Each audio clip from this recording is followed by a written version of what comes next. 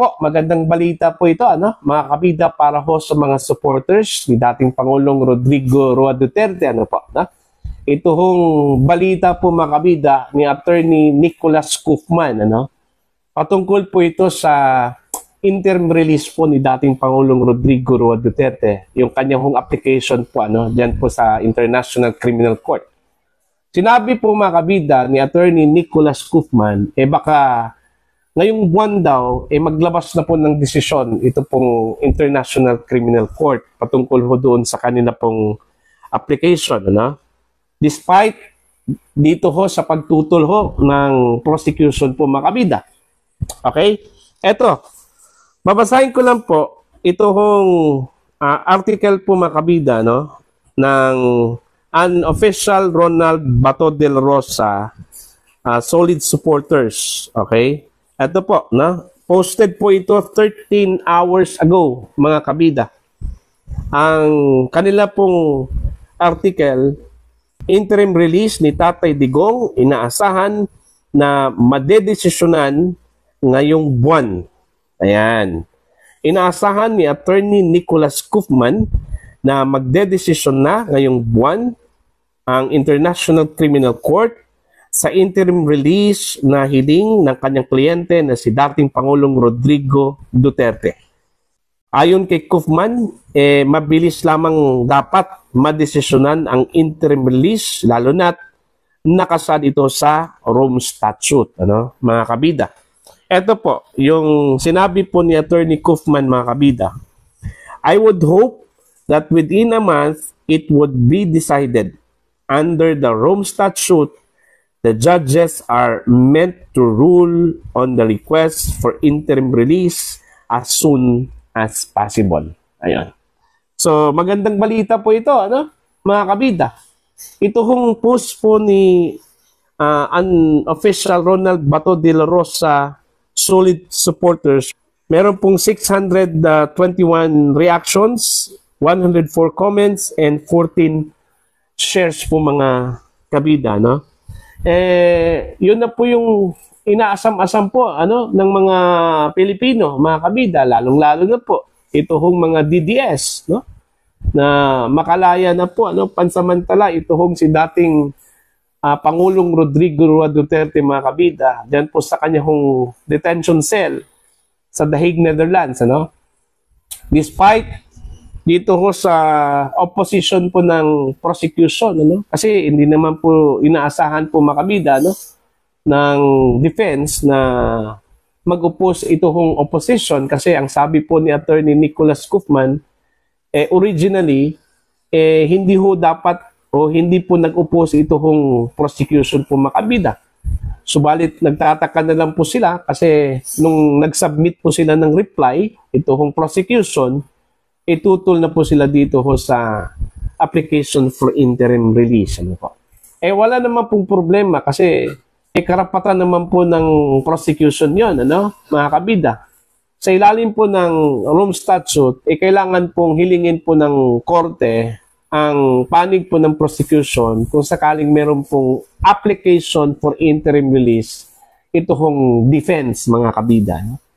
At hindi lang po prosecution ang dapat hingan po ng reaction dito, pati yung mga kaanak po ng mga biktima, mga witnesses, mga kabida, Okay, kasi yung factor kasi yung approval po ng interim release dito ho sa decision po, mga kabida, ng parties, prosecution, witnesses, family of the victims, mga kabida.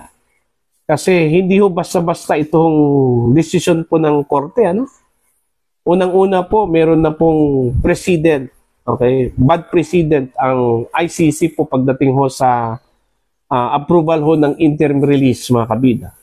Gaya ng sinabi ko po nung previous vlogs ko, mga kabida, na meron na pong hindi magandang experience ito pong International Criminal Court pagdating ho sa pag-approve, mga kabida, ng interim release. Kung naalala po ninyo, yung application po ng isang detainee po nila, isang dating presidente po ng isang bansa sa South Africa, kung saan nag-apply po ng interim release po mga kabida, tapos inaprubahan po ng ICC, ang nangyari po, hindi na po nagpakita, no? Okay? Bigla hong naglaho, pati yung mga witnesses, biglang naglaho po, mga kabida. Kaya nga, meron po silang bad experience pagdating ho sa pag-approve ng interim release lately lang po, Although, may mga pag-approve in the past, ng interim release kasi karapatan naman po yun, ng mga akusado po mga kabida, ng mga detainees. Yun din yung nakasaad po sa Article 59 po, sa Rome Statute po mga kabida, na dapat bigyan ho ng pagkakataon ito hong mga akusado, mga arrested persons, detainees, ng ICC na makapag-apply for interim release, po. Pero pagdating ho sa approval, discretionary po yan, Okay, ng court, ng International Criminal Court, po. Hindi ho pwedeng diktahan kahit kaninong party, ito hong International Criminal Court, pagdating ho sa pag-approve doon ho sa interim release, mga kabida. Kaya nga, despite dito ho sa opposition, naniniwala pa rin yung depensa na magdedesisyon ang International Criminal Court, ayon sa nararapat po, mga kabida, kung ano yung nakasaad po, sa Rome Statute. Hindi ho ayon po sa dikta, ayon po sa pressure, mula sa iba't ibang bahagi po ng mundo, okay, na ayaw ho na makalabas ito hong si dating Pangulong Rodrigo Roa Duterte. Diba? Kahit na po yung Pilipinas, kahit na po yung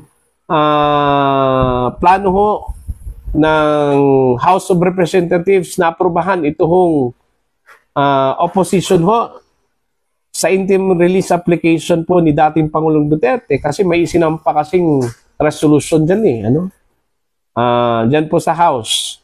Okay, magdedepende po yan kung aprubahan po yan ng House of Representatives pagdating ho ng session ng 20th Congress po mga kabida, Sa tingin ho ng depensa, hindi po yan factor. Gaya ng sinabi ko po kanina, naniniwala ang defense, na magdedesisyon mga kabida ang korte hindi ayon po sa dikta ng mga outside force, kundi ayon o naayon po sa kung ano yung nararapat, mga kabida. Kasi malaking factor yung humanitarian consideration, Diba? Malinaw po yan sa Rome Statute, mga kabida. At saka, kung titingnan po natin yung grounds po ng defense, valid naman po yung edad ni Digong at saka yung kanyang karamdaman, valid naman po yun. Ilan yun sa mga grounds na pwede hong makukonsidera po mga kabida ng International Criminal Court. Pero sa kabilang banda naman po, yung grounds po ng prosecution, bakit ayaw ho nilang makalabas po itong si Digong at ma-approve yung kanyang interim release, valid naman po. Okay, valid naman po. Yun, mga kabida. Pero dito na ho magkakatalo sa weight, sa bigat, mga kabida. Ito hong humanitarian consideration versus dito ho sa safety po ng mga witnesses, mga kabida, mga kapamilya po ng nabiktima daw nitong war on drugs ng dating Pangulong Rodrigo Roa Duterte. So, in short, at the mercy po ng korte po yan. Okay? Yung desisyon po mga kabida nitong buwan na ito, at the mercy of the International Criminal Court po yan. So, ipagdasal na lang po natin na sana makapag-desisyon ng maayos ito hong ICC mga kabida dito ho sa interim release po ni dating Pangulong Duterte. Although positive naman, confident naman ito hong mga abogado po ni Digong na mapagbigyan po si Digong sa kanya hong kahilingan po mga kabida. Okay? Kasi valid naman yung grounds. Alright? So para po sa inyo, ano po ang inyong masasabi, ang inyong opinion patungkol ho dito sa nalalapit po na pagdesisyon po o pagpapalabas po ng desisyon ng International Criminal Court dito ho sa interim release application po ni dating Pangulong Rodrigo Roa Duterte. Sa palagay ba ninyo, ma-approve po ito o ma-deny po ito mga kabida? Please comment down. Sa mga hindi pa po subscriber sa aking channel, please subscribe. Just click the subscribe button, click the notification bell, click all para updated po kayo mga kabida sa aking mga uploads. Maraming salamat po sa inyo lahat.